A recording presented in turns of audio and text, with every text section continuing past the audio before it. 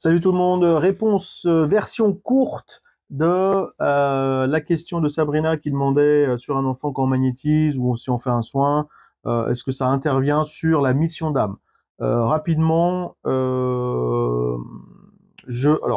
globalement, je pense pas, sincèrement. Pourquoi? Parce que si ton intention c'est de magnétiser, d'amener de l'énergie, de la lumière, de l'amour, tout ce qu'on veut positivement, ça va pas dérouter sa mission d'âme. Au contraire, ça va peut-être la purifier, voilà, puisque tu vas nettoyer les chakras, tu vas nettoyer son corps, tu vas lui amener de la lumière, peut-être des prières de protection, etc., etc. Donc, ou même un soin énergétique simple, entre guillemets basique.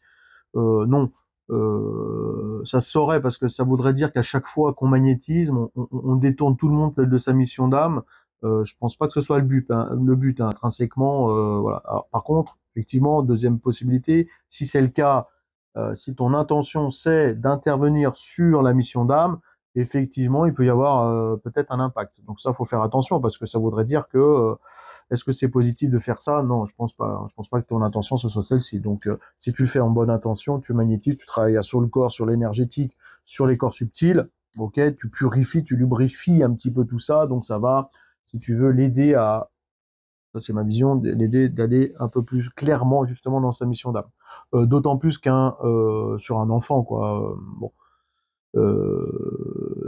c'est vrai qu'elle est certainement déjà induite dès le départ, cette mission d'âme, mais elle va se clarifier, elle va se mettre en évidence beaucoup plus clairement, certainement un peu plus tard dans sa vie. Bon. Tout en sachant aussi que, deuxième point, enfin même je sais plus, le troisième point, la mission d'âme, elle est aussi peut-être aussi déroutée, et ça c'est pas parce que tu magnétises, c'est parce que euh, rapidement j'ai fait déjà ce type de séance sur moi, notamment avec une collègue en médiumnité vie antérieure transgénérationnelle, où en fin de compte tu comprends aussi que il y a des pactes, des serments, de la magie, des choses qui t'appartiennent pas, qui ont été fixés depuis très longtemps et que toi, en tant qu'adulte, ou même voilà, ou jeune enfant, ado, voilà, se met déjà en place. Donc, en fait, tu es déjà en train d'être plombé par ça alors que ça t'appartient pas. D'où l'intérêt, à un moment donné de ta vie, de travailler, d'analyser pour mieux se libérer de tous ces boulets qui nous appartiennent pas. Autre point aussi, c'est la mission d'âme, elle peut être déroutée par quoi? Aussi par tout simplement ce que tu as vécu aussi dans l'enfance. C'est-à-dire là, c'est le lien avec les traumatismes vécus de l'enfance qui nous impactent à hauteur des trois quarts de ce que l'on est quand on est adulte. Ça, c'est la thérapie brève en PNL et en hypnose. Donc, ce que je vous incite de travailler, de se libérer de ces points, de ces poids. Donc là, c'est tout simplement l'impact de l'être humain sur l'être humain, c'est-à-dire la vision de ton père, de ta mère, qui t'a dit bah, c'est comme ça, ou il n'y a pas eu d'amour, ou ça a été violent, enfin bon, par exemple, qui forcément induit en toi quelque chose de négatif.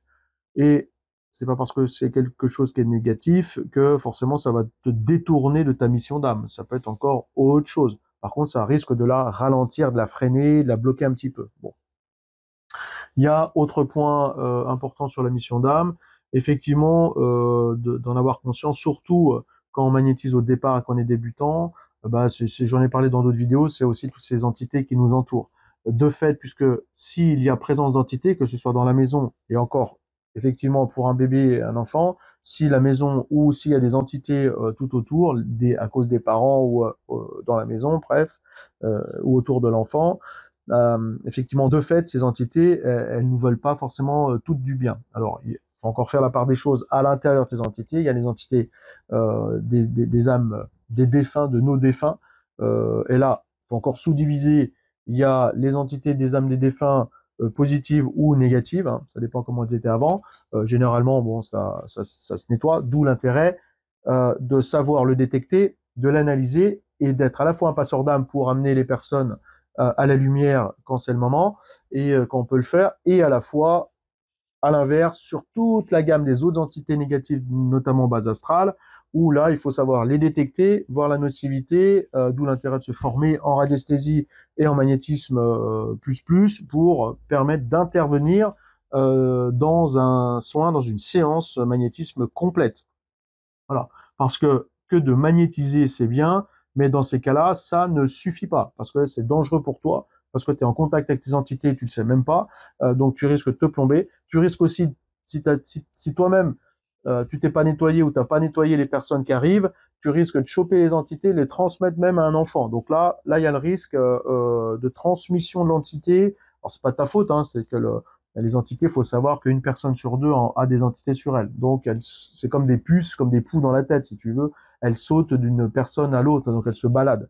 Donc même protégé, des fois on n'est jamais à l'abri aussi d'être contacté et accroché par une entité. Voilà. Ça arrive souvent d'ailleurs aux passeurs d'âme et ça arrive souvent aux médiums.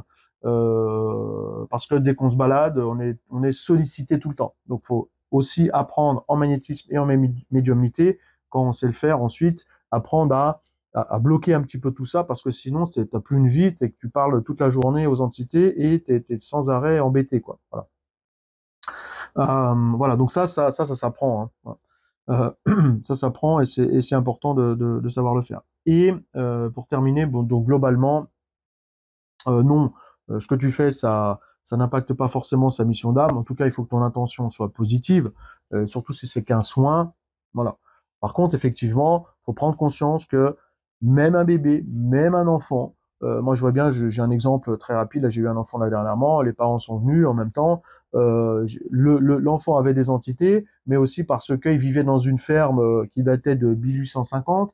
Donc déjà, le lieu était déjà plombé. Donc l'enfant, il n'a rien demandé et il se prend ça dans les dents. Donc du coup, est-ce que ça impacte sa mission d'âme?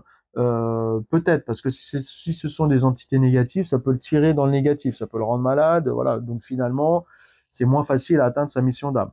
Alors voilà, et tout ça tout au long de sa vie finalement. Bon. Mais bah ça c'est indépendant de sa volonté. Alors, en tout cas, quand on magnétise, c'est d'où l'importance, encore une fois, de savoir le détecter, le nettoyer et faire le job. Donc ça, d'où l'intérêt de se former. Voilà, donc globalement, non, si ton intention est positive, il faut juste comprendre qu'il y a encore toutes ces autres possibilités autour. Si vous en avez, les personnes qui sont dans le groupe là, et que vous avez d'autres versions à rajouter, à compléter, hein, voilà, je suis ouvert, il y a bien au contraire, c'est intéressant, c'est important, parce qu'après, effectivement, mission d'âme veut dire aussi orienter les personnes vers les spécialistes de l'analyse de la mission d'âme, du travail de la mission d'âme. Chacun sa place, voilà. Donc il y a des magnétiseurs, il y a effectivement des médiums spécialistes dans les vies antérieures, dans les spécialistes dans le transgénérationnel, des spécialistes dans justement la mission d'âme pour bien savoir la détecter. Alors c'est une partie du travail, ça fait pas tout. Là, pour revenir sur ta question, Sabrina, si on fait un soin, un magnétisme sur un enfant, non, ça va pas intervenir forcément sur sa mission d'âme. Si en plus ta intention est que orientée nettoyage, pour la protection du bien-être, voilà, donc ça c'est très bien. Faut juste faire attention effectivement aux entités, à la conjoncture autour de l'enfant, c'est-à-dire les parents, s'il n'y a pas d'entité, ou dans la maison aussi. Donc voilà, c'est pour ça que se former en magnétisme, eh bien, ça permet d'aller tout de suite plus loin dans cette analyse et d'être capable de le faire. Alors après, ça ne veut pas dire que tu sauras le faire ou tu voudras le faire.